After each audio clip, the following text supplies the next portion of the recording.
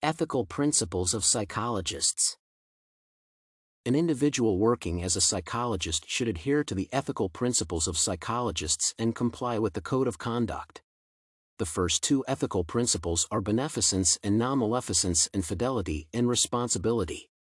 The first principle implies that a psychologist has to take care of those around him and do them no harm. Since psychologists' actions might seriously impact people's lives, a psychologist should disregard any personal, financial, or other factors that could lead to negative consequences. The second principle is about mutual trust between a psychologist and his client.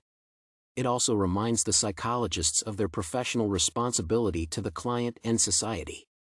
Additionally, the principle urges psychologists not only to comply with the code themselves but also to be aware of their colleagues' ethical compliance. In the case of accepting a holiday gift from a family who seemingly cannot afford it, a psychologist violates these two principles. Firstly, this act opposes beneficence. It is okay to accept gifts, but everything has its limits. Secondly, this act denies the responsibility for the future well-being of this family. A family could act out of emotion and gratitude, however, they might reconsider their actions when emotions pass.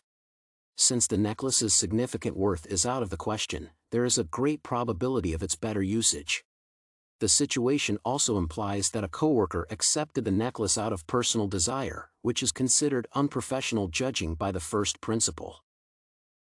According to the Code of Conduct, if the informal resolution of an ethical violation is impossible, a psychologist should inform the appropriate institution.